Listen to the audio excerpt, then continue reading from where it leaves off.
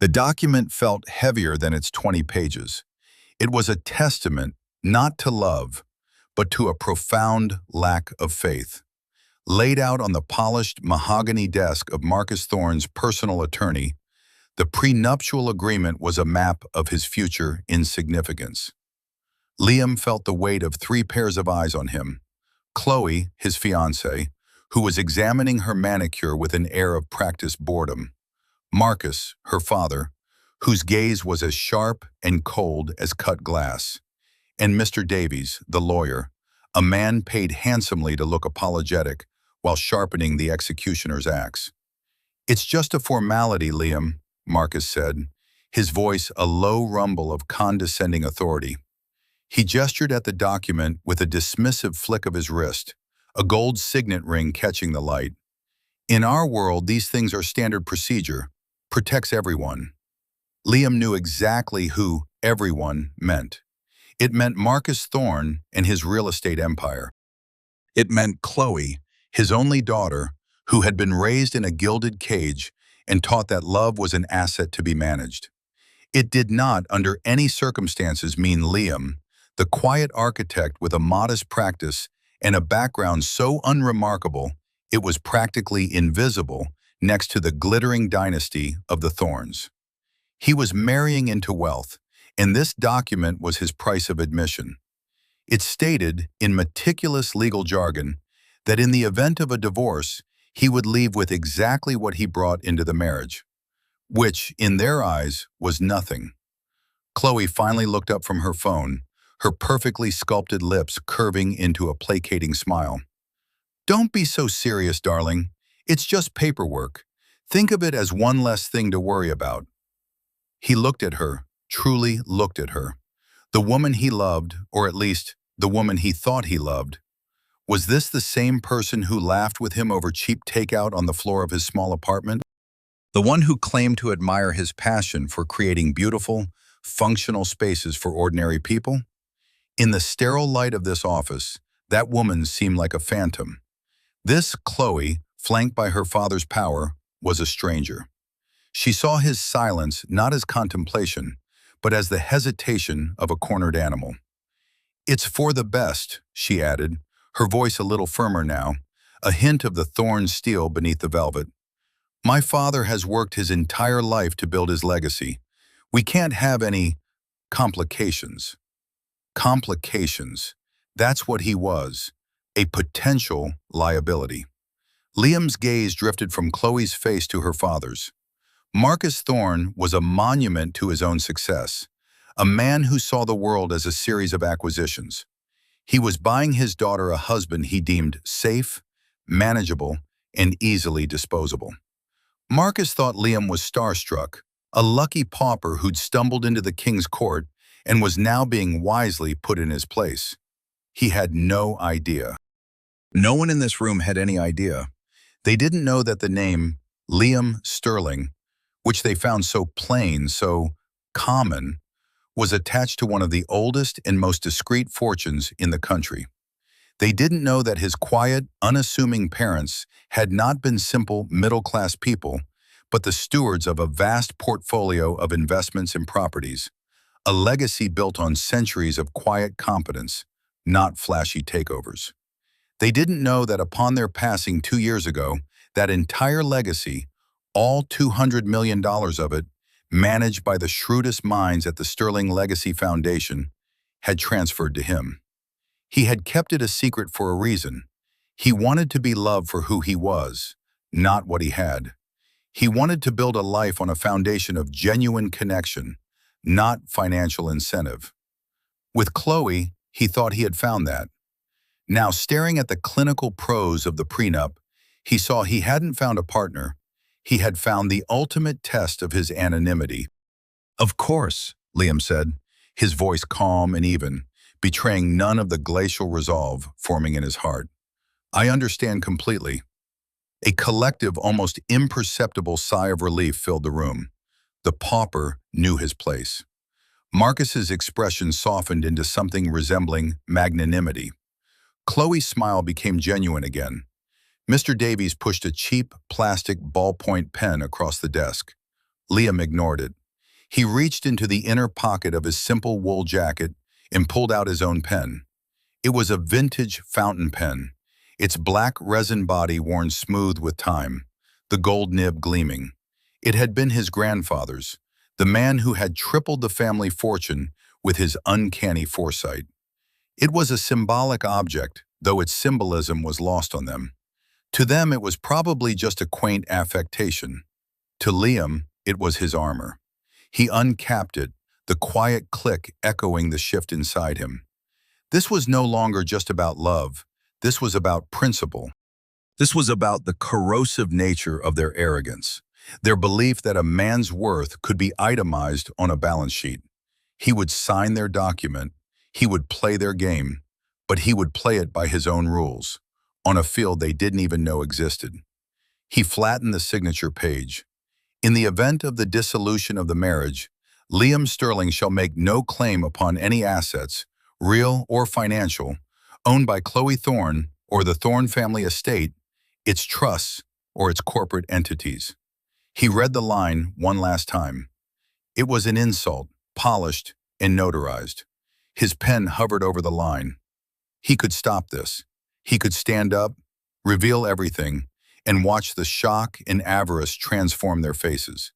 He could walk away. But that would be a fleeting victory. It would be a loud, messy explosion. Liam Sterling preferred a controlled demolition.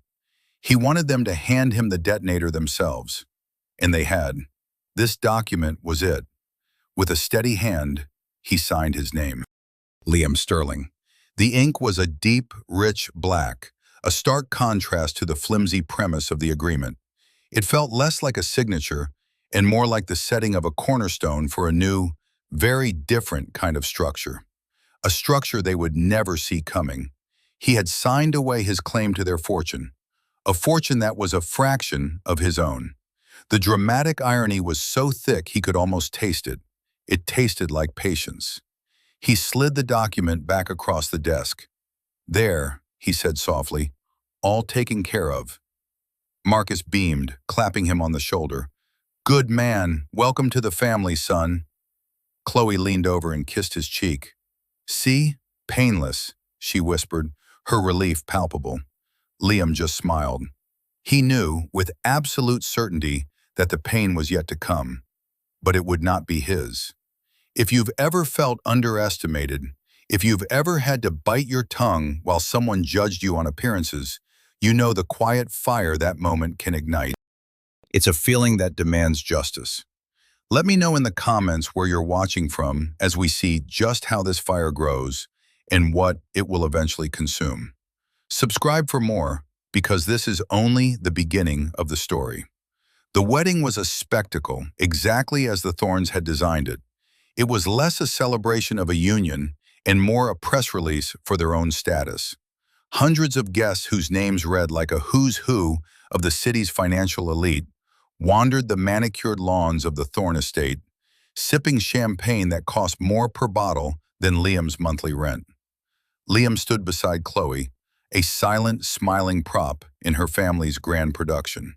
He was repeatedly introduced as Chloe's husband, the architect. The profession always delivered with a slight, almost imperceptible downward inflection, as if it were a charming but ultimately trivial hobby. Married life did not change the dynamic. It calcified it. Liam moved out of his modest apartment and into Chloe's sprawling penthouse, a sterile expanse of white marble and glass that overlooked the city. It felt less like a home and more like a gallery where he was the least valuable exhibit. His own furniture, simple, handcrafted pieces of wood and steel he designed and built himself, were relegated to a small study they dismissively called his workshop. Chloe had wrinkled her nose at his favorite armchair. "It's just so rustic, Liam. It doesn't fit the aesthetic." The first family dinner as a married couple was a masterclass in humiliation. It was held at the Thorne Mansion, a place so large it had wings. Liam had hoped that the legal formalities of the prenup and the public performance of the wedding might have softened their stance, that he might now be accepted as one of them. He was wrong. The acceptance was conditional, and the conditions were clear. Know your place. He sat at the long, polished dining table between Chloe and her mother, Eleanor. Eleanor Thorne was a woman sculpted from anxiety and social ambition. Where her husband was a bulldog, she was a whippet, constantly sniffing the air for any scent of social impropriety. She treated Liam with a brittle, surface-level politeness that was somehow more insulting than her husband's open contempt. "Liam, dear," she said, her voice tinkling like distant fragile bells, "I imagine all of this must be quite overwhelming for you." She gestured vaguely at the cavernous room, the uniformed staff, the silver platters of food. "It's very impressive, Eleanor," Liam replied, his tone even.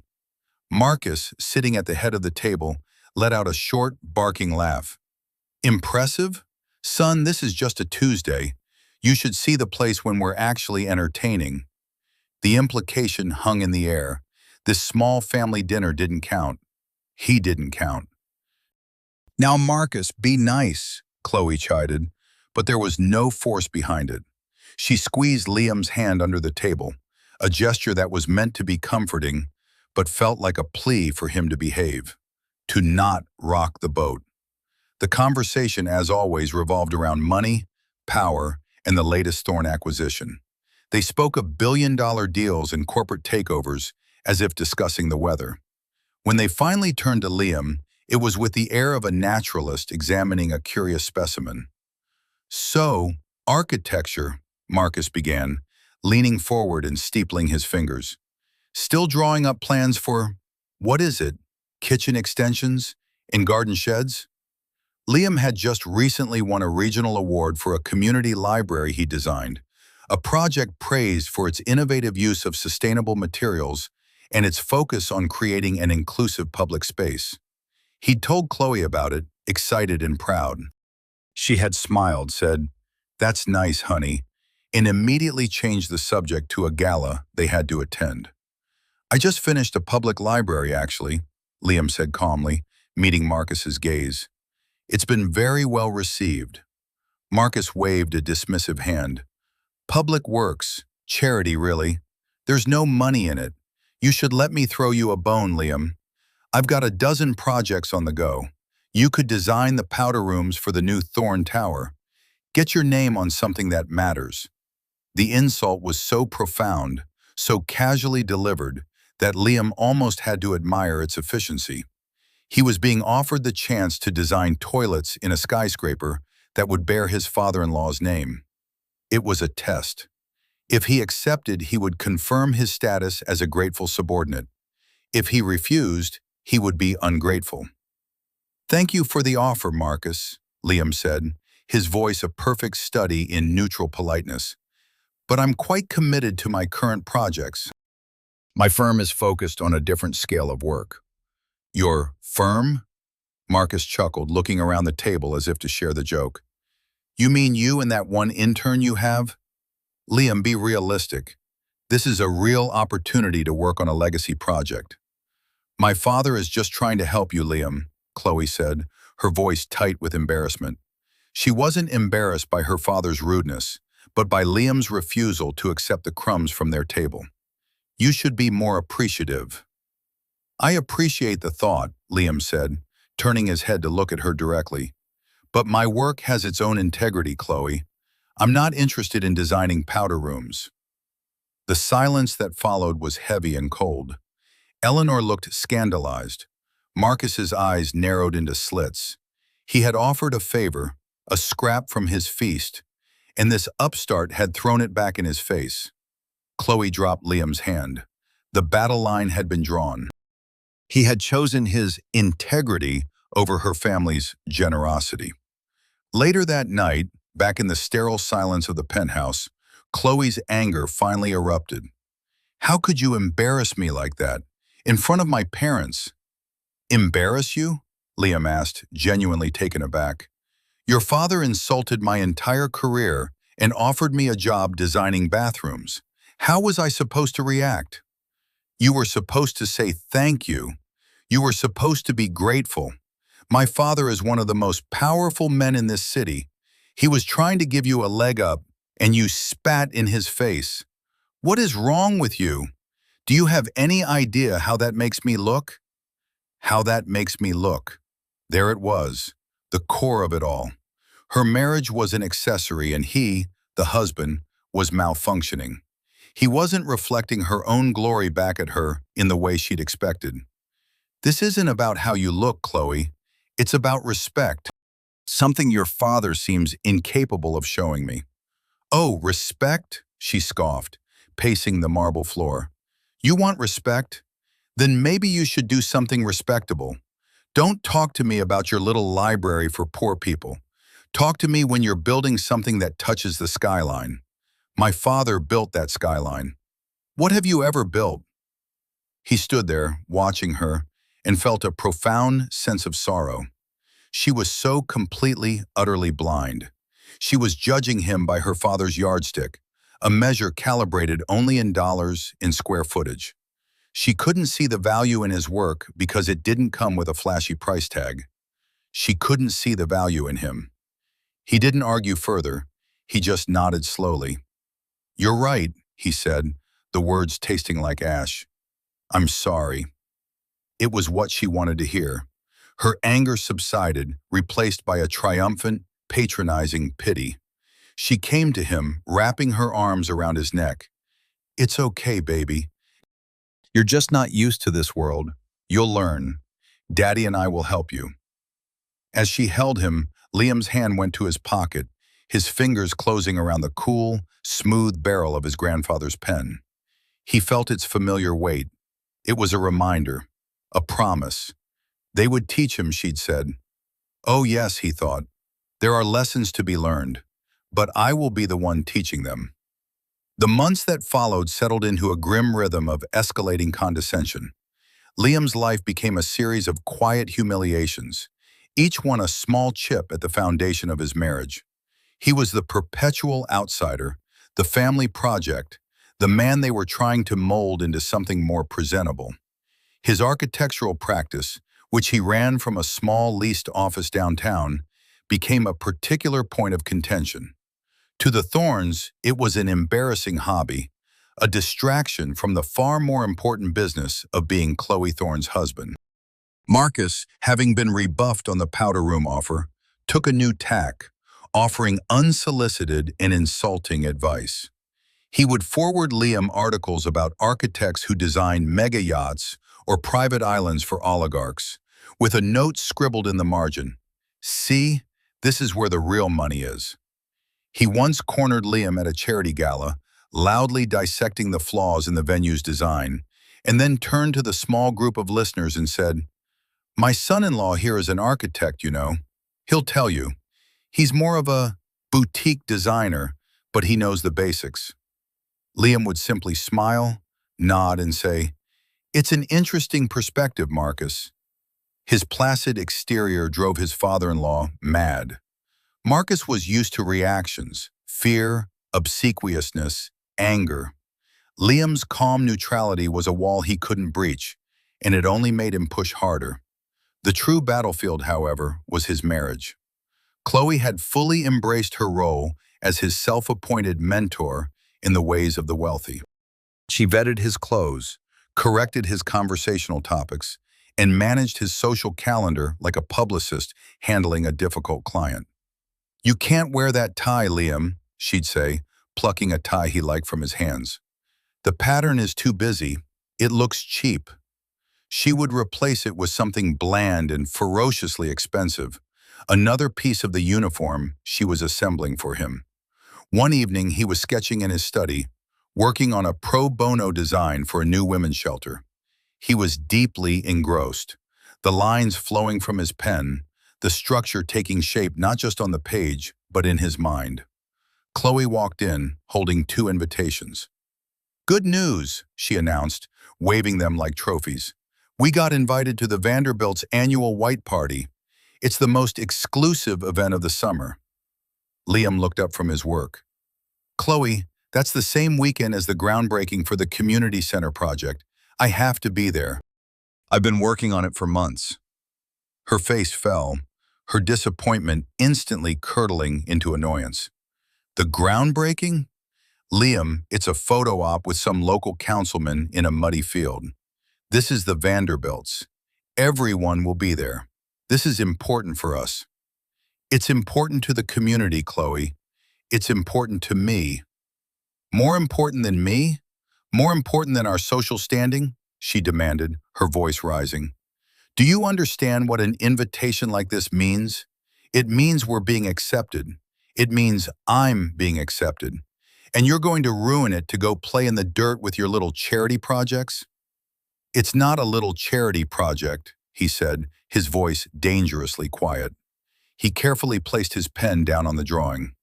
It's a building that will give people a safe place to rebuild their lives. I would have thought that meant something. Of course it means something, she said dismissively, but it doesn't have to mean something this Saturday. Can't your intern go? What's the point of having staff if you don't use them? He saw then, with blinding clarity, the unbridgeable chasm between their worlds. She didn't see the people, the purpose, or the passion. She saw a scheduling conflict. He was an accessory to her life, and his commitments were inconveniently interfering with her social climbing. I'm not sending my intern, he said flatly. I will be there. The fight was spectacular and ugly. It ended with Chloe sleeping in the guest room and Liam staring out the penthouse window at the city skyline her father was so proud of. He saw not a monument to power, but a collection of empty, glittering shells. Down below in the streets was where real life happened. That's where he was building things that mattered, and he was doing it alone. The next morning, Chloe emerged, her face set. She had a new strategy. If he wouldn't accept her father's help, she would force it on him. I've been thinking, she said, her tone artificially bright. Your business needs to grow. You need a proper flagship project to get you noticed. I'm happy with the work I'm doing, he said warily. But you could be doing so much more. So, I had a word with Daddy. A cold knot formed in Liam's stomach. What did you do, Chloe? I convinced him to let you design the new wing of the Thorne Modern Art Gallery. It's a major philanthropic project for the family. The press will be huge. It will make your career, she announced, beaming, as if she were handing him the keys to the kingdom. He knew the project.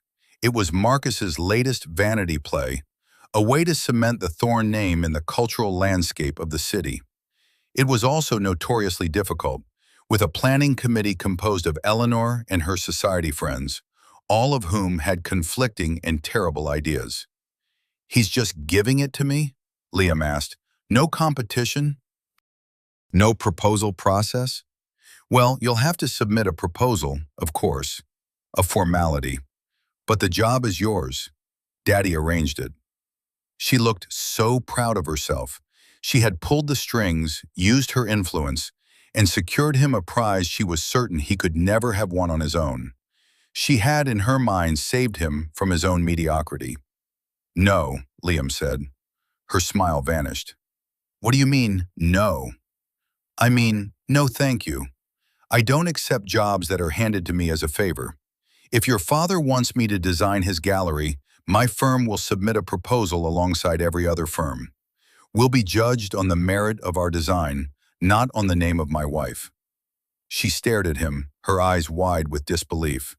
You're turning it down? You're turning down the Thorne Gallery? Are you insane? I'm an architect, Chloe. I have principles. Nepotism isn't one of them. Principles? She shrieked, the word a venomous dart. Your principles are keeping you in a tiny, irrelevant office designing homeless shelters while you could be building monuments. My family is trying to lift you up, and you keep fighting us. It's like you want to be small. That was it. That was the heart of their misunderstanding.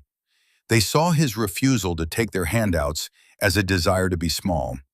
They couldn't comprehend that he was already bigger than they could possibly imagine. He was operating on a set of values so foreign to their own that they could only interpret them as weakness or stupidity. "Maybe we just have different definitions of what a monument is," he said softly.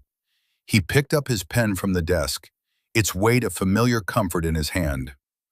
"I won't be discussing this further." He walked out of the room, leaving her standing there, sputtering in impotent fury. The demolition was proceeding on schedule. He had just refused to accept their materials. He would build with his own. The first anniversary arrived not with celebration, but with a sense of foreboding. A year, 365 days of being weighed, measured, and found wanting. The tension in the penthouse had become a permanent resident, a silent, suffocating presence in every room. Liam and Chloe moved around each other with the careful, distant politeness of diplomats from warring nations. The fight over the gallery project had created a rift that had not healed. Liam's refusal was a constant, unspoken accusation between them, a symbol of his stubborn pride, as Chloe saw it, or his integrity, as he saw it. Chloe decided the anniversary was an opportunity to smooth things over, to reassert the natural order of their relationship through the ritual of gift-giving. Her method, as always, was transactional. She believed the right purchase could fix anything. That evening, she presented him with a heavy, velvet-lined box. "Happy anniversary, darling," she said, her smile a little too bright. Liam opened it. Inside, nestled on a satin pillow, was a watch. It was a Patek Philippe, a masterpiece of Swiss engineering, with a platinum case and a face so complex it looked like the dashboard of a starship. It was breathtakingly beautiful and ludicrously expensive. Liam knew it cost more than his car, probably more than his entire office payroll for a year. He also knew what it was: a collar. A beautiful, glittering collar to remind him of his place. It was a gift from her, paid for by her father's money. It was a symbol of his dependence. "It's incredible, Chloe," he said, his voice carefully neutral. He could feel the weight of it, not just in his hand, but on his soul. "It's the best," she said, her pride evident. "You deserve to have something nice, something that shows people who you are." Who you are. The husband of Chloe Thorne. A man who wore a watch he could never afford. The irony was a bitter pill. He slipped it on his wrist. It felt cold and heavy. "Thank you," he said. "Now, what did you get for me?" she asked, her eyes sparkling with anticipation. She loved presents, the unwrapping, the reveal, the confirmation of her own desirability. Liam reached into his jacket and handed her a simple, flat envelope. Her face fell almost imperceptibly. She was expecting a box from Tiffany's or Cartier. An envelope was for cash or, God forbid, a gift certificate. She opened it with none of her usual enthusiasm. Inside was not a ticket or a voucher, but a single sheet of heavy, decal-edged paper. On it was a drawing, rendered in exquisite detail with charcoal and ink. It was a perspective sketch of a beautiful, modern beach house, all clean lines, glass walls, and wide, welcoming decks. It was perched on a cliff overlooking a windswept coast.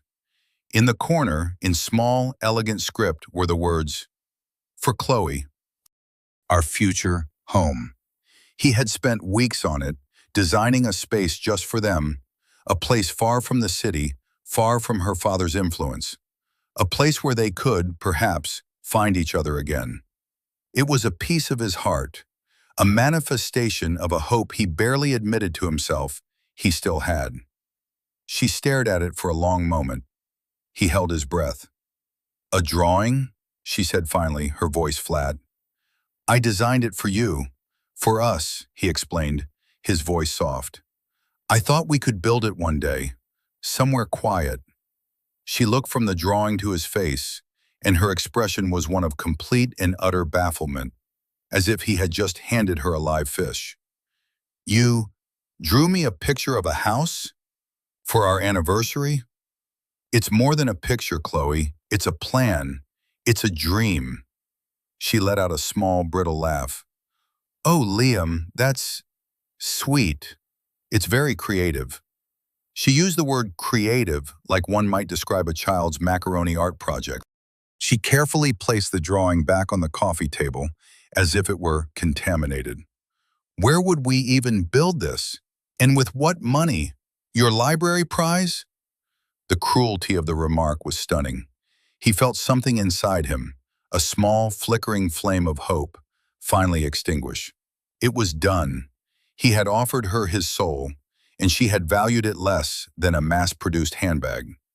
"It was just a thought," he said, his voice hollow. He picked up the drawing and slid it carefully back into its envelope. He would keep it, a reminder of the day the dream officially died. The rest of the evening was a painful charade. They went to a restaurant Marcus had booked for them, a place so exclusive it had no sign. The food was artful and tasteless. The silence between them was deafening. Chloe kept glancing at the new watch on his wrist, as if to reassure herself that she had done her part. Liam felt it ticking away the final seconds of his patience. When they got home, Chloe went straight to the bedroom, pointedly avoiding his gaze. Liam walked into his study, the one room in the penthouse that felt like his. He sat at his desk and looked out at the city lights. For a long time he did nothing, letting the hurt wash over him, letting it cool and harden into something else. Resolve. The quiet before the storm. The deep breath before the plunge. He picked up his phone. He scrolled through his contacts past Chloe, past Marcus, past all the empty names of her society friends. He stopped at a name he hadn't called in months. Arthur Vance. Arthur had been his father's lawyer, his grandfather's confidant, and now the chairman of the Sterling Legacy Foundation. He was a man of quiet dignity and fierce loyalty, one of the few people on earth who knew Liam's full story. Liam pressed the call button. It rang twice. "Liam!" Arthur's voice was warm and steady, a comforting anchor in the turbulent sea of Liam's life. "I was wondering when you'd call. Is it time?" Liam looked down at his hand. He took off the heavy platinum watch and placed it on the desk. It looked alien and obscene next to his simple tools and papers. Then he looked at the envelope containing the drawing of the house that would never be. "Yes, Arthur," Liam said, his voice clear and firm, all trace of hurt gone, replaced by an icy calm. "It's time. I want you to start mobilizing the foundation's assets. There's a particular project I'm interested in, the old city waterfront redevelopment. I have a feeling the bidding is about to get a lot more competitive." A low chuckle came from the other end of the line. "I'll get the team on it first thing in the morning. Welcome back, Mr. Sterling." Liam hung up the phone. He stood up and walked to the window, looking down at the sprawling city. Marcus Thorne thought he owned this city. He thought he had built it. He was about to learn that some foundations are deeper and stronger than anything he could ever imagine. The quiet part was over. The storm was about to break. The catalyst arrived, as it so often does, disguised as an opportunity. It was the largest and most ambitious urban renewal project in the city's history. The redevelopment of the derelict industrial waterfront. Miles of prime, state-owned land, a decaying testament to a bygone era, were up for grabs. The city had issued a call for proposals, inviting developers to pitch their vision for the future. For a man like Marcus Thorne, this wasn't just a project, it was his coronation. Winning the waterfront bid would be the crowning achievement of his career, a legacy carved into the very coastline of the city. His confidence was absolute. Thorne Consolidated was the biggest player in the game, with the deepest pockets and the most political influence. In his mind, the bidding process was a mere formality. He spoke of it not in terms of if, but when. At the Thorne family dinners, which Liam still dutifully attended, the waterfront project was the only topic of conversation. Marcus would unroll enormous blueprints across the dining table, stabbing at them with a thick finger, declaiming his vision for a forest of luxury condominium towers, a private marina, and a high-end shopping district. "It's a gold mine, I tell you," he would boom, his eyes alight with avarice. "We'll turn that wasteland into the most exclusive address on the eastern seaboard." Eleanor would nod along, already planning the gala to celebrate the win. Chloe, basking in the glow of her father's ambition, saw it as a family victory, another jewel in the thorn crown. And Liam was a piece of furniture, an inconveniently placed chair they had to talk around. One Sunday afternoon, Marcus called Liam into his study at the mansion. The room was a shrine to himself, the walls covered in framed newspaper articles celebrating his business triumphs. He was hunched over a set of architectural drawings for the waterfront project, a scowl on his face. "Liam, come here. I want you to look at something," he grunted, not bothering with pleasantries. Liam approached the desk. He felt Chloe's presence in the doorway, watching, her expression a mixture of hope and anxiety. She hoped her father was finally giving Liam a real chance. She was anxious that Liam would, once again, fail to be sufficiently grateful. "My architects," Marcus sighed with theatrical exasperation, "are idiots. They can't get the traffic flow right for the subterranean parking structure. It's a simple problem of logistics, but they're overcomplicating it." He shoved a rolled-up drawing into Liam's hands. "You're good with little details. Take a look. See if your boutique mind can spot something my six-figure team missed. Consider it a favor." The condescension was thick enough to be a physical force. He wasn't asking for a consultation. He was treating him like an intern, giving him a small, menial task to keep him busy. It was another power play, another test. He expected Liam to be flattered, to eagerly apply himself to this crumb from the master's table. Liam slowly unrolled the blueprint. His eyes, trained by years of study and practice, scanned the intricate lines and calculations.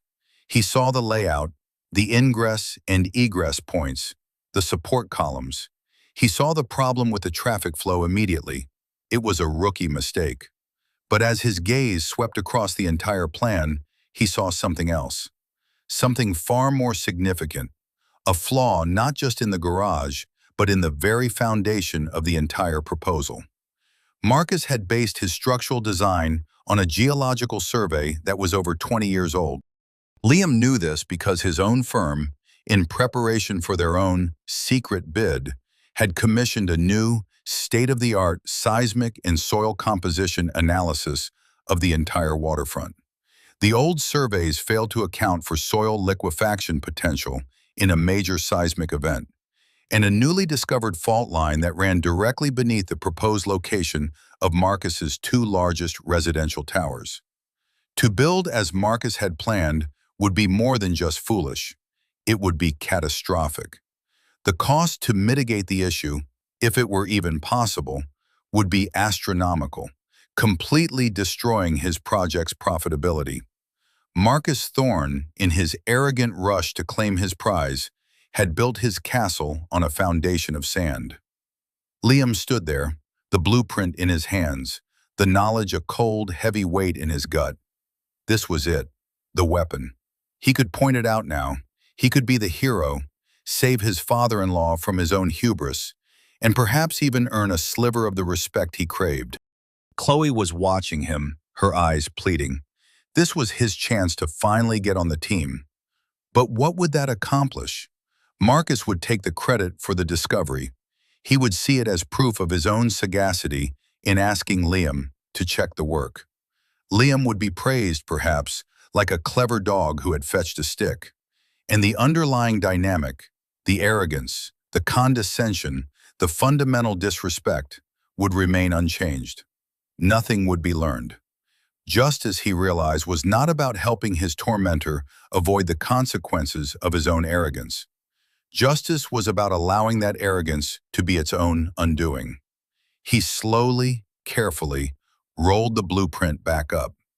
He looked at the traffic flow problem, the small, insignificant puzzle Marcus had set for him. "You could try a spiraled ramp system here," Liam said, pointing to a section of the garage plan.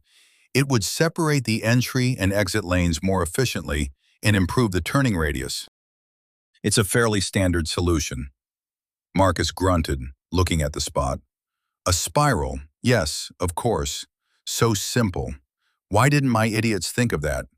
He snatched the blueprint back, his problem solved, his superiority reaffirmed. He had needed a fresh perspective, and the boutique architect had provided it. He had been useful.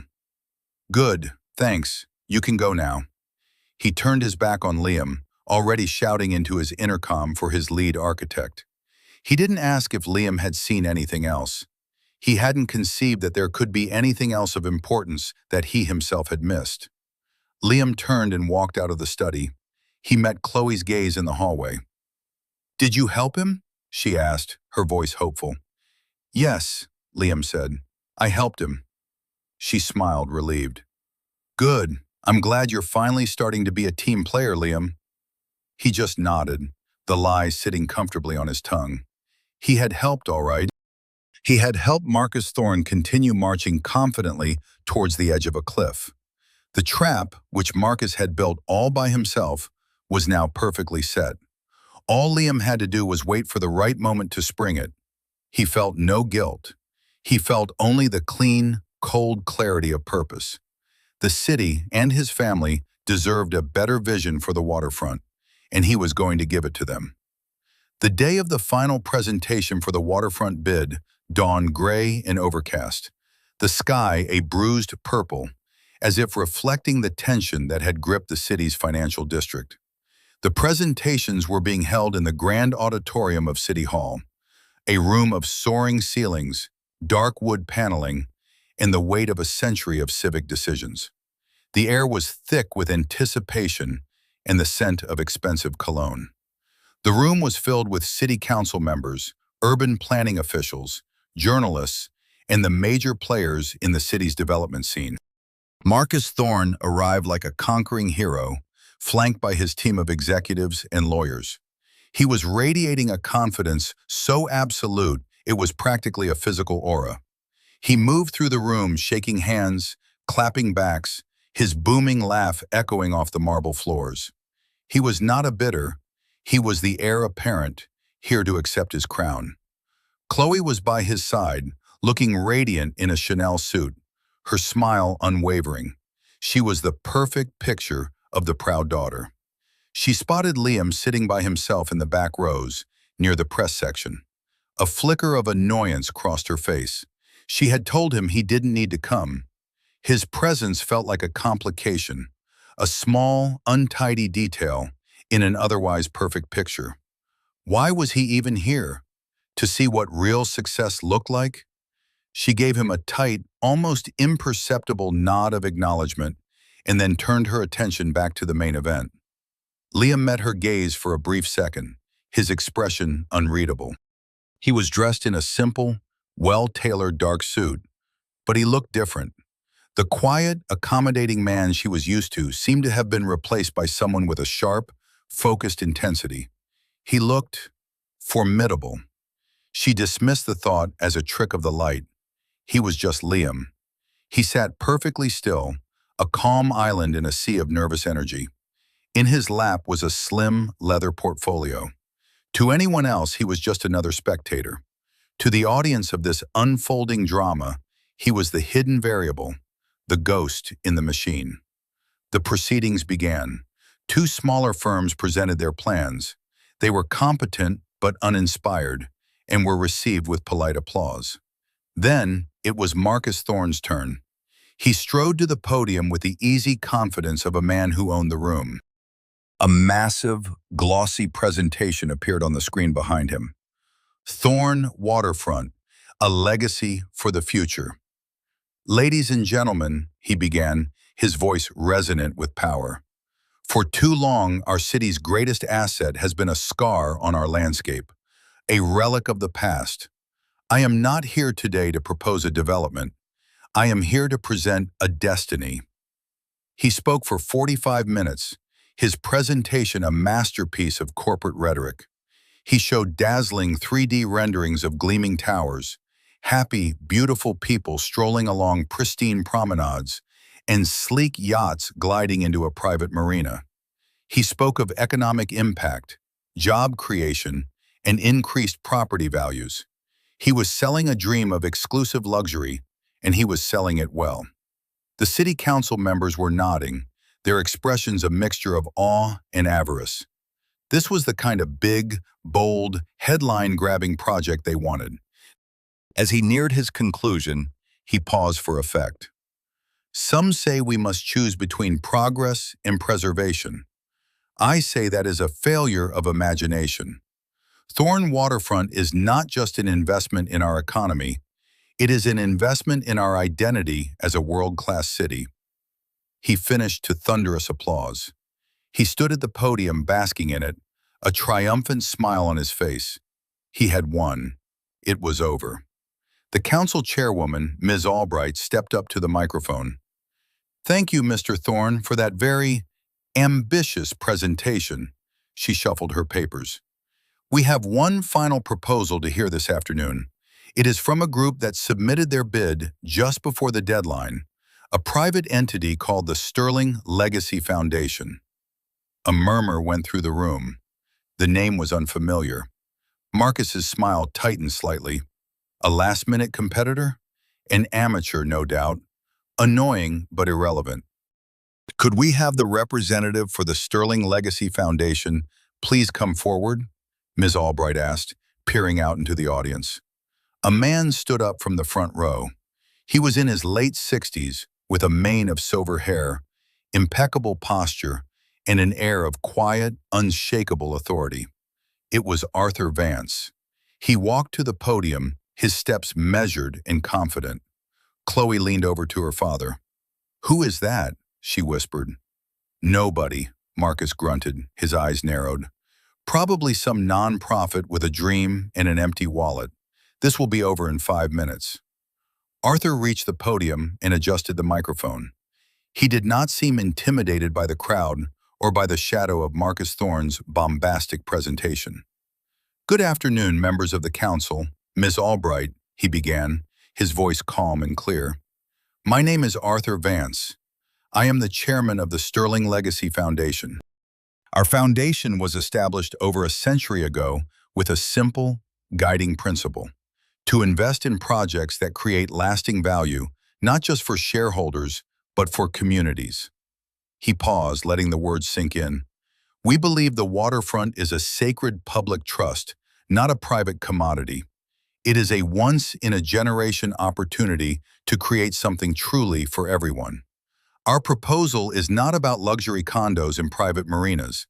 It is about public parks, affordable housing, cultural centers, and sustainable, thoughtful design that honors our city's history while building its future." He clicked a button, and the image on the screen changed. The glossy Thorne renderings were replaced by a vision that was softer, greener, more human-scaled. There were wide-open green spaces, a public amphitheater, a marine biology research center, and beautifully designed mixed-income housing that integrated seamlessly with the landscape. It was breathtaking. It was a vision, not just a development. Marcus Thorne was no longer smiling. He was staring at the screen, a look of disbelief on his face. This was a serious proposal, a very serious proposal. "Our foundation has fully committed the $4 billion required to fund this project, without requiring a single dollar of public subsidy," Arthur continued, dropping the bombshell with quiet precision. The room erupted in gasps.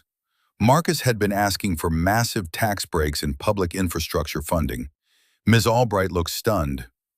"Mr. Vance, this is an extraordinary proposal. And your lead architect? The design is remarkable." Arthur Vance smiled, a slow, deliberate smile.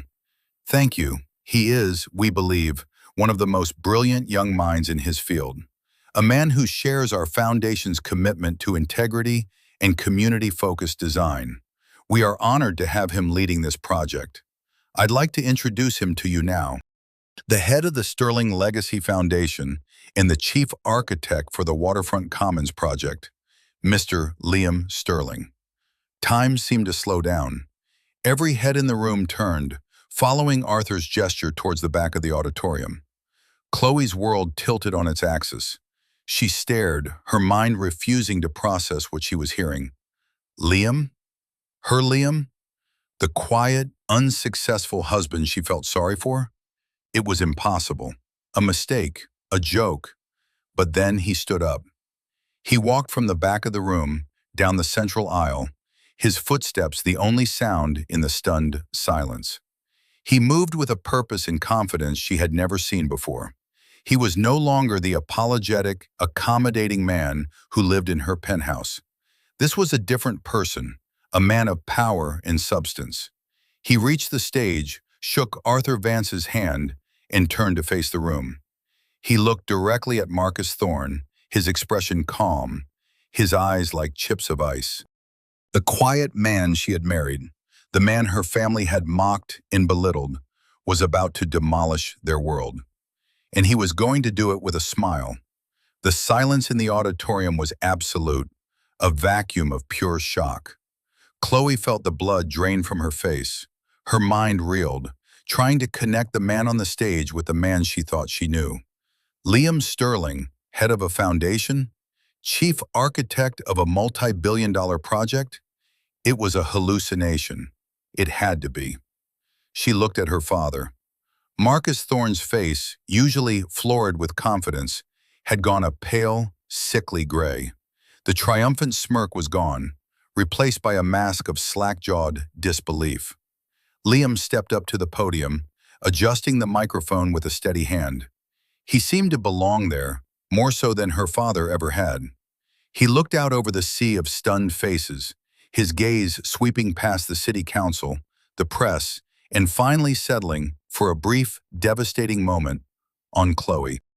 In his eyes, she saw no anger, no triumph, just a calm, sad finality. "Good afternoon," he began, his voice amplified through the room, clear and resonant. "My name is Liam Sterling, and I apologize for the unconventional nature of this introduction." A few nervous chuckles rippled through the audience. "My family has always believed that wealth and influence are responsibilities, not privileges. For generations, we have preferred to work quietly, to let our projects speak for themselves. The Sterling Legacy Foundation is the embodiment of that belief." Sterling. The name suddenly had weight. It sounded like old money, like power. Her husband, Liam Sterling. How had she never seen it? How had she been so blind? "For the past 2 years," Liam continued, "I have been living and working in this city under my own steam, as an independent architect. It was important for me to understand this community, not from the top down, but from the ground up. To see what people truly needed, what they hoped for. And what I saw was a city hungry for connection, for green space, for places that bring us together, not wall us off." He clicked the remote and a new image appeared on the screen behind him. It was a detailed geological map of the waterfront. A bright red line pulsed ominously on the screen. "Our proposal, the Waterfront Commons, is built on a foundation of rigorous, modern research. We conducted the most extensive geological survey of this area in 50 years. He paused, letting the implication hang in the air. That survey revealed a previously unmapped fault line running directly through the southern portion of the site. It also revealed significant soil liquefaction risk across the entire area. He looked directly at Marcus Thorne. "Any proposal that does not account for these realities is not just financially irresponsible, it is dangerously negligent." It was a kill shot delivered with surgical precision. He hadn't just presented a better vision. He had exposed Marcus's proposal as a catastrophe waiting to happen. He had revealed, in front of the entire city, that Marcus Thorne's due diligence was fatally flawed. The emperor had no clothes, and Liam had just turned on the floodlights. Marcus staggered back a step, as if physically struck. He looked at his own architects, his face a mask of fury and betrayal. They were already pale, shuffling their papers, avoiding his gaze. They knew.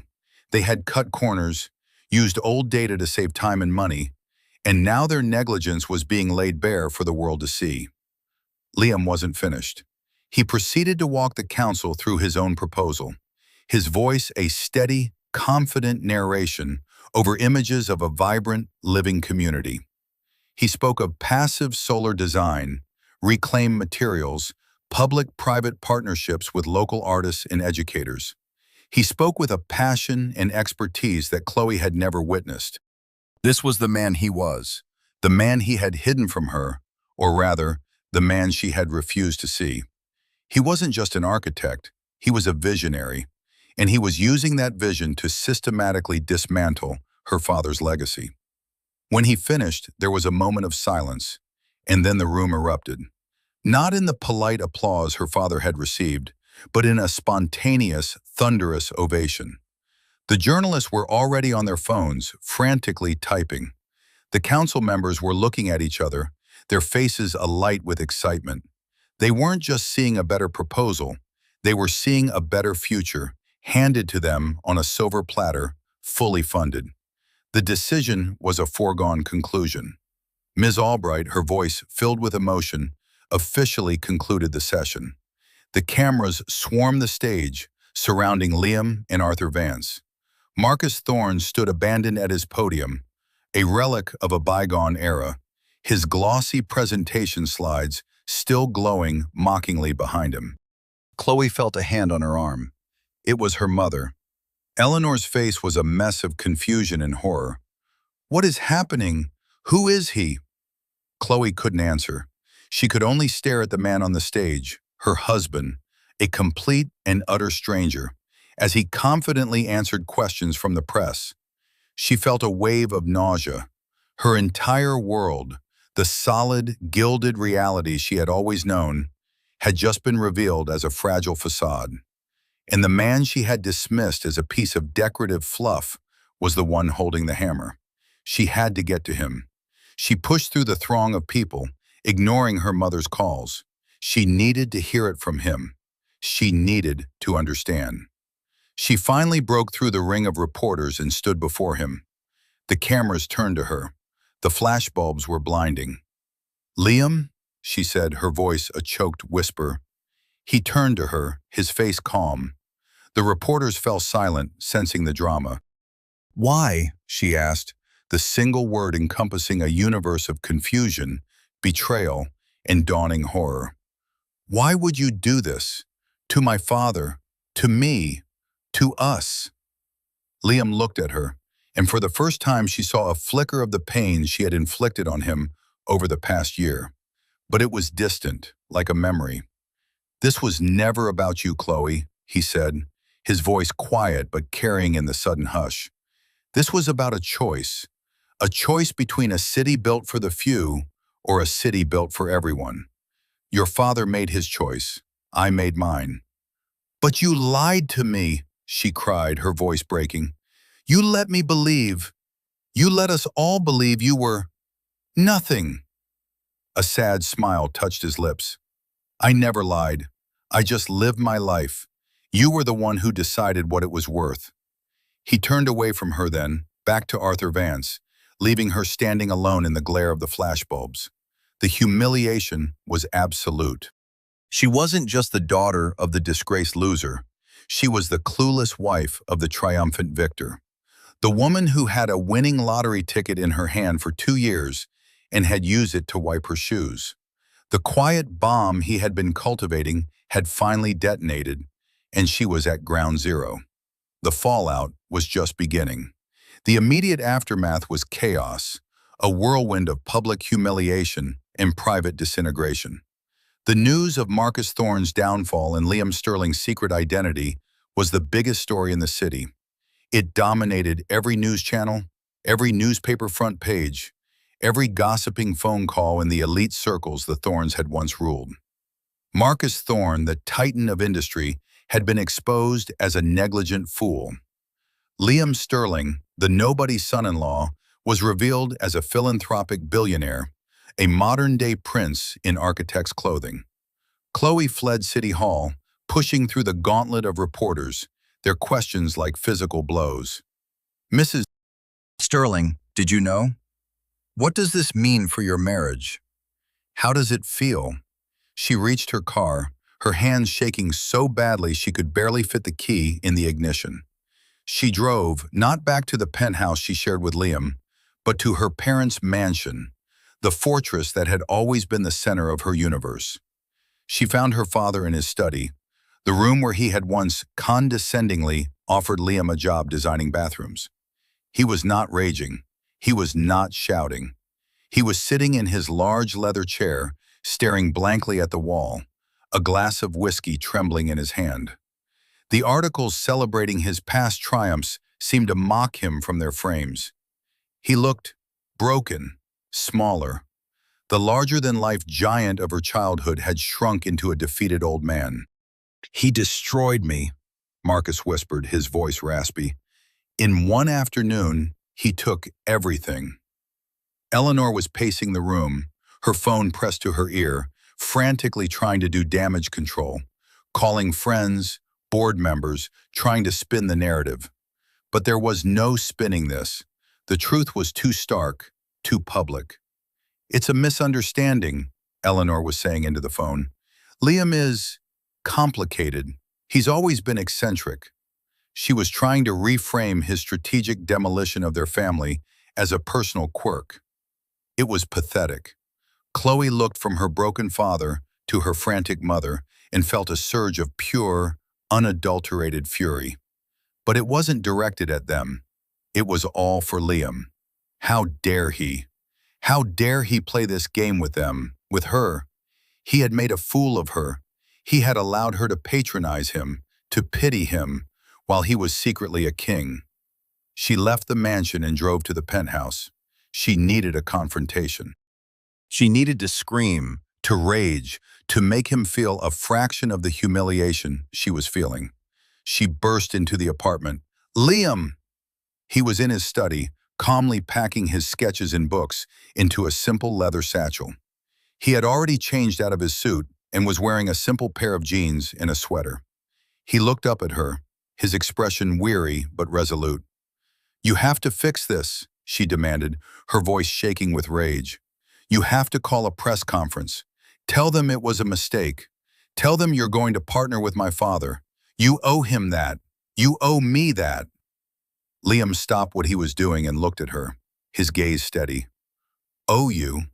Chloe, what exactly do I owe you?" "Everything. You lied to me for years. You watched me. You watched us. You let me make a complete fool of myself. You enjoyed it, didn't you? Watching us all underestimate you, knowing you had this secret bomb you were waiting to detonate." "There was no enjoyment," he said, his voice devoid of emotion. "There was only disappointment. I came to this city hoping to find someone who would love me for who I am, not for a name or a bank account. I thought that person was you. I held on to that hope for a long time. Too long, maybe." He walked over to the desk and picked up the drawing of the beach house he had given her for their anniversary. He held it up. "Do you remember what you said when I gave you this? You asked what we would build it with. You called it a sweet drawing. This house, Chloe, could have been built with cash. I could have bought that entire coastline. This wasn't a dream I was offering you. It was a reality I wanted to share with you. And you dismissed it because it didn't come in a box from a store your father approved of." The truth of his words hit her, another blow. The drawing, the rustic furniture he'd built, his passion for his little projects. It was all real. It was all part of him, the real him, and she had rejected every single piece of it. "And your father," Liam continued, his voice hardening slightly, "what do I owe him? Do I owe him for the endless insults to my profession? For treating me like his personal servant? For offering to let me design his toilets as a favor? Do I owe him for the prenup he made me sign? A document designed to ensure I would leave your life with nothing, because he believed I was nothing?" He was cataloging the grievances, each one a sharp, painful jab, a mirror forcing her to see the ugliness of their behavior. "That prenup was the best gift he ever gave me," Liam said with a wry, sad smile. "It was proof. It was a legally binding contract confirming that your family's interest in me was zero. It gave me the freedom to do what had to be done." Desperation began to replace her anger. She saw him slipping away, the man she now realized was the greatest prize she had ever held. "Liam, please," she whispered, her voice cracking. "I'm sorry, I didn't know."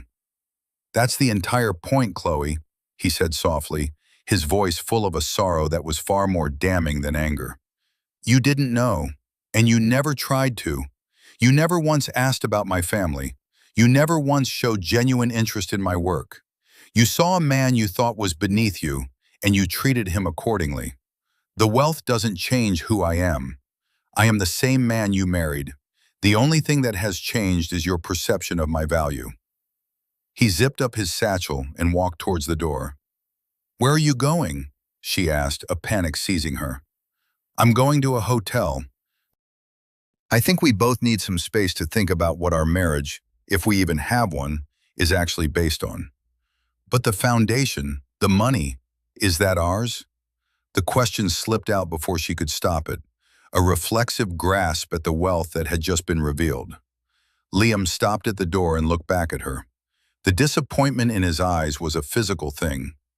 "You still don't get it," he said quietly. "The prenup you were so eager for me to sign protects me just as much as it protected you. My assets are my own. They are not and will never be ours." He opened the door and walked out, closing it gently behind him. The quiet click echoed in the vast, silent penthouse. Chloe stood alone, surrounded by the white marble and glass that suddenly felt like a prison. She had had everything, the man and the money, and in her arrogant blindness she had thrown it all away for the sake of appearances. The silence that followed was the sound of her world collapsing. The days that followed the revelation were a brutal education for the Thorne family. The consequences of Liam's quiet rebellion unfolded with methodical, devastating precision. The city council officially and unanimously awarded the waterfront project to the Sterling Legacy Foundation, praising Liam's vision and financial independence. The decision was a public rebuke of Marcus Thorne, and the market reacted accordingly. Thorne consolidated stock plummeted. The story of Marcus's negligence, his hubris laid bare by his own son-in-law, was irresistible to the financial press. Banks that had once courted him began to call in their loans. Business partners grew distant. The empire that Marcus had spent a lifetime building on a foundation of intimidation and cutthroat tactics began to crumble.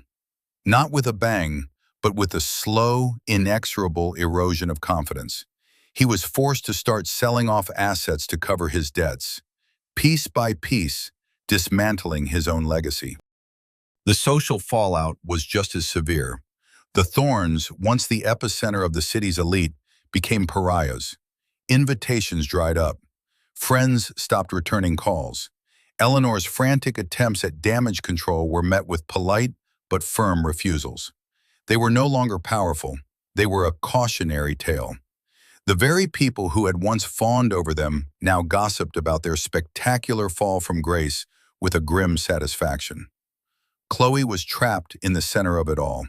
She had lost her husband, her social standing, and her father's empire all in one fell swoop. She was adrift. Her initial reaction of fury and desperation gave way to a hollow, aching void.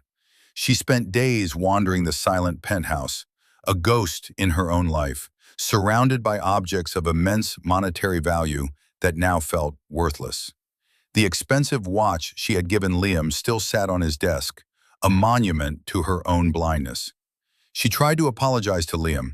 She sent him dozens of texts, left long, rambling voicemails. They were a clumsy mixture of remorse, self-pity, and a desperate desire to get her old life back. "I miss you," she would write. "I'm so sorry, I was a fool. My father is ruined, Liam, you have to do something." Liam's responses were infrequent and brief. We both need time, Chloe. This is not something I can fix for your father. You need to think about what you really want, not what you've lost. His distance was a form of torture. He wasn't cruel, but he was implacable. He had removed himself from her life, and in his absence, she was forced to confront the person she had become. For the first time, there was no father to protect her, no social status to define her, no husband to manage. There was only Chloe, and she didn't like the person she saw. One afternoon, Eleanor came to the penthouse. She had aged a decade in a week. Her usual pristine composure was gone, replaced by a brittle fragility. "You have to go to him, Chloe," she said, her voice thin and reedy. "You're his wife. You have to convince him to help us. Your father, he's not well. He just sits in his study. He won't talk to anyone." Chloe looked at her mother, at the desperate hope in her eyes, and felt a flicker of the old dynamic. She was the tool, the emissary, sent to appease the new power. But something in her had shifted. "Help him how, Mother?" Chloe asked, her voice tired. "You mean convince Liam to give Daddy a bailout? To pretend none of this happened so we can go back to our dinner parties?" Eleanor flinched. "He's your father. This is your family." "Is it?" Chloe countered, a newfound bitterness in her voice. "What kind of family treats one of its own the way we treated Liam? We mocked him. We insulted him. We made him feel worthless. And not once, not for a single second, did you or I stand up for him. We were so worried about our own status, our own appearances, that we failed to see the actual man standing right in front of us. We didn't fail because we didn't know he was rich. We failed because we didn't have the character to respect him when we thought he was poor." The accusation, the first truly honest thing she had said to her mother in years, hung in the air between them. Eleanor had no response. She saw that her daughter was no longer a reliable ally in her campaign to restore their social standing. She was something else, something broken and remade. After her mother left, Chloe did something she had never done before. She made an appointment with a therapist. The first session was excruciating. She cried, she raged, she tried to paint herself as the victim. But the therapist, a kind but firm woman, gently guided her back to the one question that mattered. Who are you without the thorn name? Chloe had no idea. And so she began the slow, painful work of finding out. She stopped calling Liam. She stopped checking the financial news. She started small. She went for long walks, not in the manicured parks of the wealthy districts, but along the waterfront, the very place that was the source of her family's ruin and her husband's triumph. She saw the old, decaying piers, the graffiti-covered walls, and she tried to see what Liam saw. Not a wasteland, but a promise. She started volunteering at a soup kitchen, an act that would have been a calculated photo op in her old life. Now it was anonymous. It was humbling. She spent hours ladling soup and listening to the stories of people who had truly lost everything. Their struggles put her own loss of status into a stark, shameful perspective. She was learning the lessons Liam had tried to teach her, the hard way. She was learning that a person's worth had nothing to do with their bank balance. It was about what they contributed, what they created, and the kindness they showed to others. Weeks turned into a couple of months. Liam, for his part, was pouring all his energy into the Waterfront Commons project. He was on site every day, collaborating with his team, meeting with community leaders, his passion infectious. He had moved out of the hotel and into a modest, furnished apartment near the project site, a space not unlike the one he'd had when he first met Chloe. He was living the life he had always wanted, free from secrets and pretense. He heard through Arthur that Marcus Thorne had been forced to declare corporate bankruptcy and was facing investigations from the SEC. He felt a pang of something, not pity, but a somber sense of tragedy for a man so consumed by his own ego that he had destroyed himself. He knew Chloe was in therapy. He knew she was volunteering. Arthur kept him discreetly informed. He was giving her the space he'd promised, waiting to see if the changes were real or just another strategy. He still loved her, or at least, he loved the woman he believed she could be. But he would not, could not, go back to the way things were. Redemption, he knew, required genuine change, not just an apology. The choice was now hers, to remain a thorn, defined by what was lost, or to become Chloe Sterling, defined by what she might build. 3 months after the City Hall detonation, Chloe sent Liam a simple text message. It was not a plea or an apology, it was an invitation. "There's a small coffee shop near the waterfront. Can I buy you a coffee this Saturday? My treat." It was the first time she had ever offered to buy him anything. Liam read the message and felt a cautious, fragile flicker of hope. He typed back a single word, "Okay." The coffee shop was a small, independent place with mismatched furniture and the rich, warm smell of roasting beans. It was the kind of place Liam loved, and the kind of place the old Chloe would have considered beneath her. He arrived a few minutes early and chose a small table in the corner. He watched the door, his heart a strange mixture of apprehension and hope. She walked in, and for a moment, he almost didn't recognize her.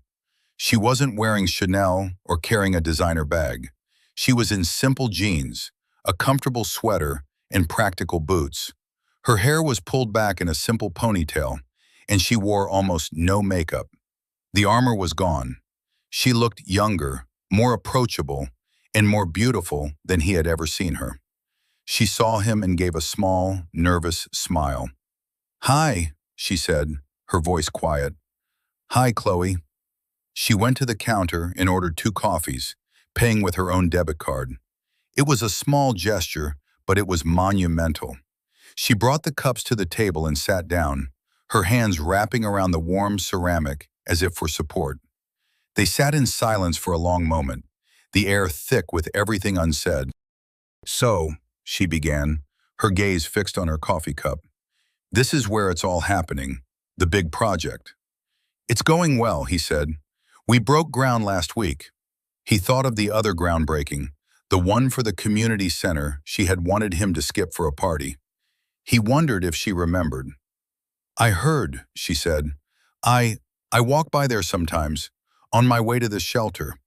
She glanced up at him, gauging his reaction. He kept his expression neutral. "It's amazing what you're doing," she continued, her voice gaining a little strength. "The plans are incredible. It's going to change the city. You were right. It's a real monument, not like the glass towers my father built." "How is your father?" Liam asked, the question genuine. A shadow passed over her face. "Not good. He's lost everything. The business, the respect. He doesn't leave the house. My mother tries to keep up appearances, but there's nothing left. It's all gone." She looked at Liam, her eyes clear and direct. "And it's all his own fault. I see that now. He was a bully, and he built an empire on fear. It was bound to collapse eventually. You just happened to be the one to show everyone the cracks in the foundation." This was new, the lack of blame, the clear-eyed assessment. This was not the Chloe who had screamed at him in the penthouse. "I'm sorry for what happened to him," Liam said honestly. "I never wanted to destroy him. I just wanted to build something better." "I know," she whispered. "I finally know that." She took a deep breath. "Liam, I have spent the last 3 months taking a very long, very hard look at myself, and I was horrified by what I saw. I was arrogant and shallow and cruel. I measured everyone's worth, including my own, by the most meaningless standards. I measured you." Tears welled in her eyes, but she didn't let them fall. "When I thought you had nothing, I treated you like you were nothing.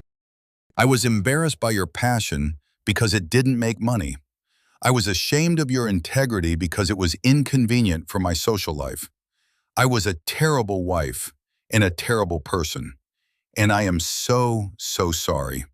Not because I found out you were rich. I'm sorry because I failed to see the riches that were right in front of me the whole time. Your kindness, your talent, your character. She finally looked him straight in the eye, and he saw a depth of sincerity he had never seen there before.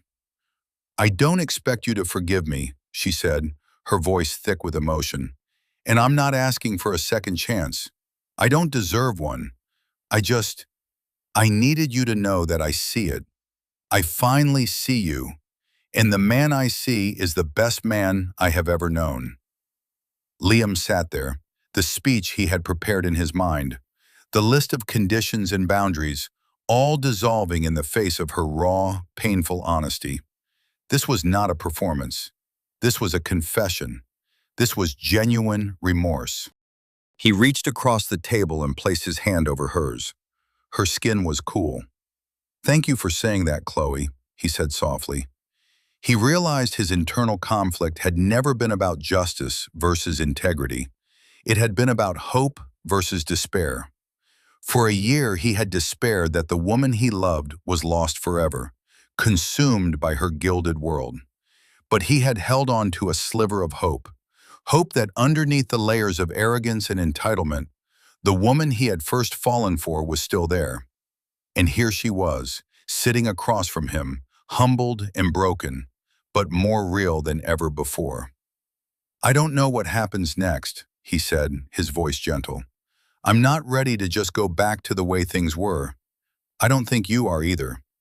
She nodded, a single tear finally tracing a path down her cheek. "I know. I have a lot of work to do on myself. I'm selling the penthouse." Liam was surprised. "You are?" "I can't live there anymore. It's not a home, it's a museum of my mistakes. I'm getting a small apartment near the shelter where I volunteer. I need to learn how to live a life that's my own." This was the most hopeful sign of all. She was not just talking about change. She was acting on it. She was divesting from the life that had poisoned her. "What about the prenup?" she asked suddenly, a wry, self-deprecating smile touching her lips. "I guess it's a good thing my father insisted on it. It means you don't have to pay me any alimony."